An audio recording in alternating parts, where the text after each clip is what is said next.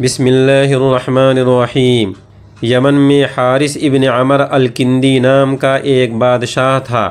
اسے عوف کندی کی لڑکی کے بارے میں معلوم ہوا کہ وہ اچھی صورت اچھی سیرت دونوں میں ممتاز اور نمایاں ہے۔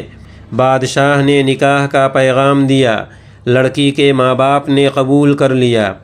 جب دلہن کو رخصتی کے وقت پالکی میں بیٹھا کر شوہر کے گھر لے جانے کا وقت آیا تو اس کی ماں امانت بنت حارث نے اپنی بیٹی کو چند نصیحت کی۔ اس نے کہا، اے بیٹی، اگر نصیحت کسی کے عقل یا اونچے خاندان کی وجہ سے چھوڑ دی جاتی تو میں ضرور چھوڑ دیتی اور تجھ سے چھپاتی، مگر نصیحت عقل مند کے لیے یاد دہانی کے طور پر اور بے سمجھ کے لیے تنبیہ کے طور پر کی جاتی ہے، اس لیے میں تجھے نصیحت کر رہی ہوں۔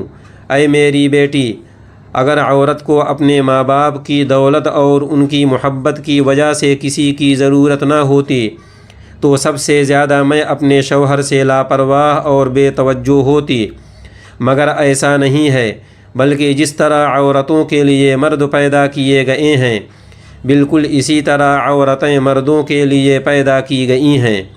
دونوں ایک دوسرے کے لیے بڑی ضرورت ہیں۔ اس ضرورت کا احساس ہی ان دونوں کو آپس میں جوڑ کر رکھتا ہے اور خلوص اور محبت کا پابند بناتا ہے۔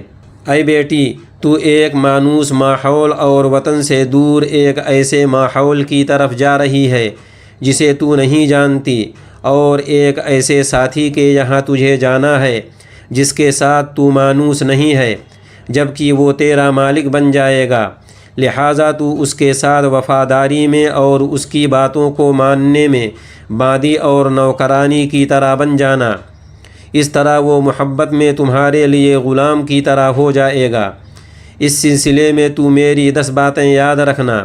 پہلی بات تو یہ ہے کہ تو اپنے شوہر کے ساتھ قناعت، یعنی جو اس کے پاس ہے اس پر خوش رہتے ہوئے سادگی کے ساتھ زندگی گزارنا۔ دوسری بات یہ ہے کہ اس کی بات کو غور سے سننا اور اس کی بات کو ماننا، کیونکہ قناعت سے دل کو آرام ملتا ہے اور اطاعت اور فرما برداری سے شوہر خوش ہوتا ہے۔ نمبر 3، تم سے شوہر کی مرضی کے خلاف کوئی بات سرزد نہ ہو۔ نمبر 4، تمہارا شوہر تمہیں صاف ستھری حالت میں اور خوشبو کی حالت میں دیکھے۔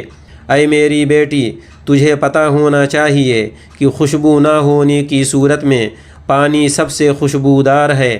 اس سے نہانا اور بناؤ سنگار کرنا اور حسن اور خوبصورتی پیدا کرنے کے لیے تیرے پاس سرما موجود ہے، اس سے زیادہ کوئی اچھی چیز نہیں ہے۔ 5ویں بات یہ ہے کہ شوہر کے کھانے کے وقت کا خیال رکھنا۔ نمبر 6، سونے کے وقت اس کے آرام کا خیال رکھنا، کیونکہ بھوک کی شدت برداشت کے قابل نہیں ہوتی ہے اور نیند سے اچانک جاگنے سے آدمی کو غصہ آتا ہے۔ نمبر 7، اس کے مال کی حفاظت کرنا اور اس کے نہ ہونے کی صورت میں اپنی عزت اور آبرو کی حفاظت کرنا۔ 8ویں نصیحت یہ ہے کہ اس کے رشتہ داروں اور خاندان کا لحاظ رکھنا، کیونکہ مال کی حفاظت حسن ترتیب کی نشانی ہے اور عزت آبرو کی حفاظت عورت کے پاکیزہ اور پاک دامن ہونے کی علامت ہے، اور رشتہ داروں اور خاندان کا لحاظ و رعایت اچھے انتظام اور دل کے بڑے ہونے کی نشانی ہے۔ نمبر 9، اس کے رازوں کو کسی سے نہ کہنا۔ 10ویں نصیحت یہ ہے کہ اس کے حکم کی نافرمانی نہ کرنا، کیونکہ اگر تو نے اس کے راز کو کسی سے کہہ دیا تو اس کی سزا سے تو نہیں بچ سکے گی، اور اگر اس کی نافرمانی کی تو اس کا غصہ بھڑک جائے گا۔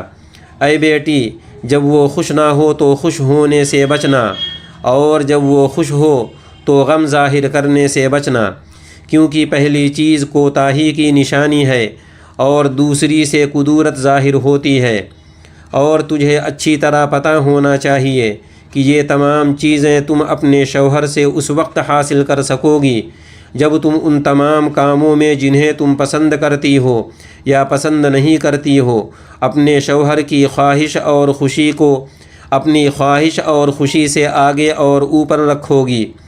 اللہ تیرے لیے بہتری کرے اور تجھے اپنی رحمت سے نوازے۔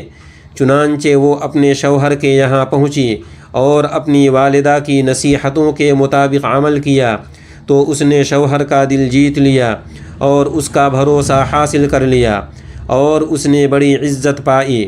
شادی شدہ لڑکیوں کو ان نصیحتوں کو اپنی زندگی میں اپنانے کی کوشش کرنی چاہیے تاکہ وہ آرام اور سکون کی زندگی گزاریں اور میاں بیوی میں محبت پیدا ہو۔